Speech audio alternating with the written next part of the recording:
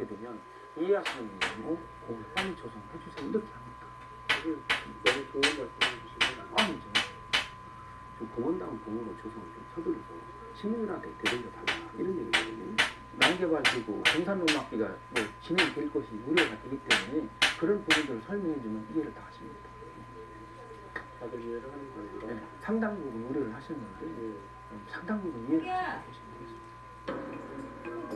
우려하던 주민들도 이제는 이해하고 있다는 담당자의 말 믿을 수 있을까? 제작진은 당시 통장협의회의에 참석했다는 주민을 만났습니다.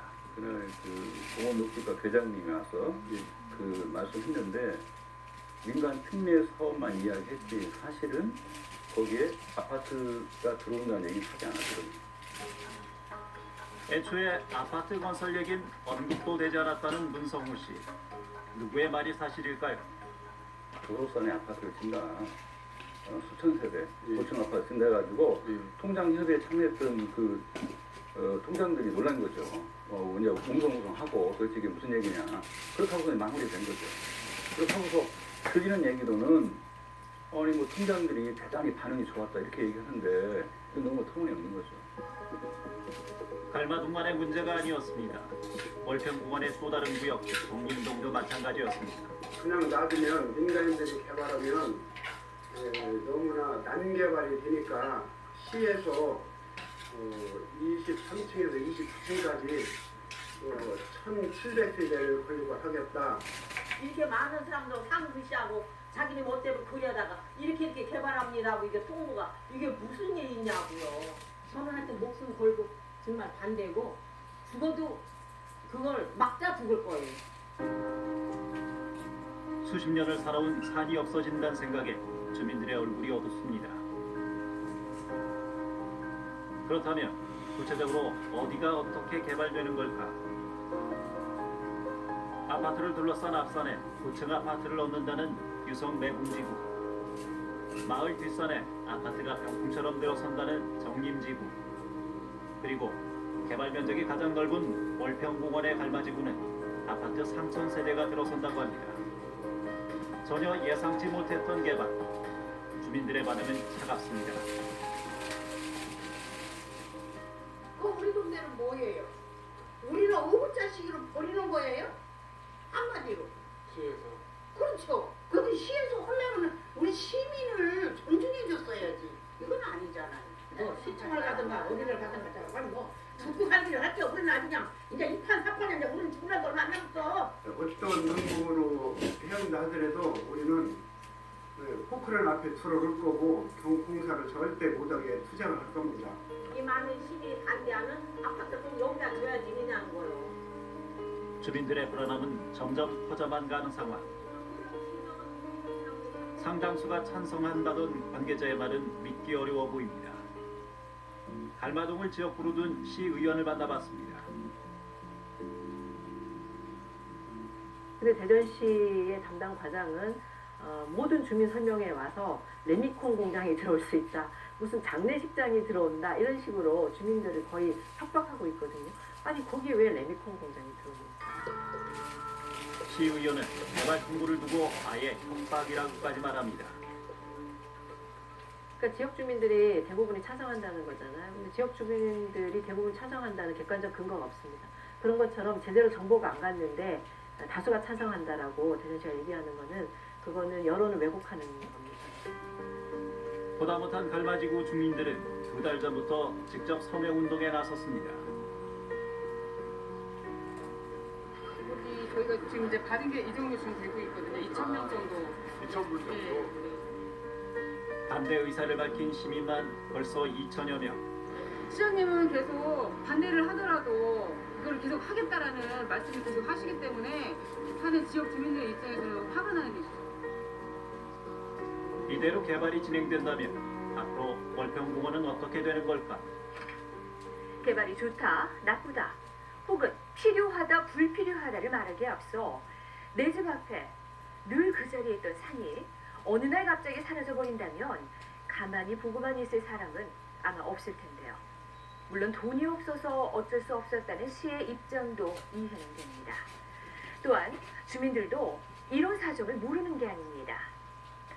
그럼에도 주민들이 분노하고 반대하는 건 단지 아파트를 싫어하기 때문만이 아닙니다. 그보다 더 근본적인 이유는 무엇일까요? 아파트로 꽉 찬 대전의 도심. 산을 허물면서까지 아파트를 지어야 하는 이유가 궁금했습니다. 조성되지 않은 공원을 사유토지를 어떤 매수하고 공원을 조성하려면 3조 원 이상의 예산이 필요하거든요. 근데 그 막대한 예산을 시에서는 투입하기는 어렵죠. 그렇기 때문에 일정 부분은 시에서 재정을 통해서 그 공원을 조성을 하고 또 일부는 민간 지원을 통해서 이제 공원을 조성할 수밖에 없나. 민간 자본을 통한 공원 조성. 공원녹지법은 민간 사업자의 공원 부지 개발에 관한 특례 조항을 두고 있습니다. 민간 사업자가 부지의 70%를 개발해 기부 체납하는 대신 나머지 30%의 비공원 시설을 설치할 수 있도록 한 겁니다. 민집된 공원 시설을 자기들이 이제 선정을 해가지고 하는 거거든요. 그러니까 대전시는 그냥 가만히 있는 거죠. 그러면 그 사람들이 민간 사업자가 수익성을 내려면 가장 좋은 지점을 차지하지 않겠어요. 그러니까 현재 5개 지역이 가장 그래도 대전에서 수익성을 낼 수 있는 지역이라는 거지. 그 중에서도 가장 큰 데가 지금 여기예요. 올타운. 그렇다면 그 규모는 어느 정도일까? 대전시 자료에 따르면 도심과 가까운 갈마지구엔 아파트 2,700여 세대, 정림지구에는 아파트 1,700여 세대가 들어섭니다. 합쳐서 4,500여 세대입니다. 뭐 제안을 받을 수는 있습니다. 네, 받을 수 있는데 그 제안이 충분히 괜찮은 제안인지에 대한 객관적 검증 절차를 충분히 밟았으면 이런 문제가 덜한 거죠. 근데 그것조차도 제대로 안 한 게 지금 가장 문제인 거죠. 그러니까 모든 여지를 다 봉쇄하고 이것만 최고야 라고 지금 대전시를 끌고 가기 때문에 지금 계속 문제 제기를 받는 거죠. 사업을 제안을 받을 때도 이 사업을 진행할 테니 다양한 제안들을 좀 내보십시오. 그런 제안들이 들어오면 그걸 가지고 검토를 해야 되는데 이런 것도 아무것도 없이 로드맵도 없고 그리고 어떤 식으로 사업을 하겠다는 것도 없고 사업 제안이 들어왔으니 하겠다. 이건 합법이지 않느냐라는 식으로 이 큰 사업을 진행한다는 것 자체는 좀 우려를 할 수밖에 없는 상황입니다. 그렇다면 지금 대전에 아파트가 부족한 걸까? 그런데 이제 2015년도 기준으로 해서 우리 대전시 주택보급률은 102%거든요. 2020년 계획으로는 108%입니다. 그럼 약 6%가 아직도 적어요. 그리고 그 세대수로다가 한번 따져보니까 5만 1,000세대가 대전시에도 부족한 상태입니다. 필요하다. 그렇지. 현재 아파트 짓는 부분에 대해서 공급이 과잉하다 이런 말씀을 걱정하시는데 실질적으로 통계 수치를 볼 때는 아직도 5만 세대가 부족한 거죠. 5만 세대 하면은 몇 명인지 아세요?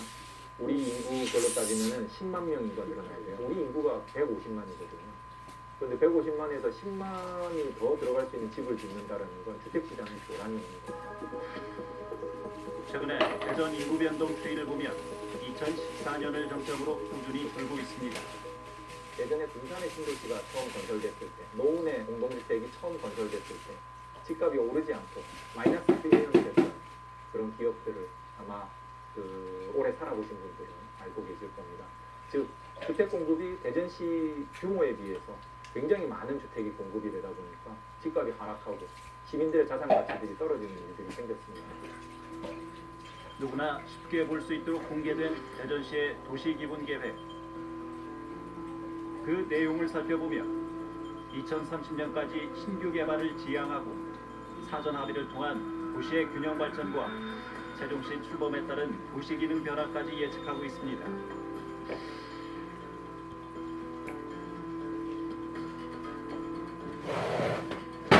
뿐만 아니라 아파트 공급 비율 급증에 따른 다양한 유형의 주택 공급 필요성도 언급하고 있습니다. 대전시도 이미 알고 있던 겁니다.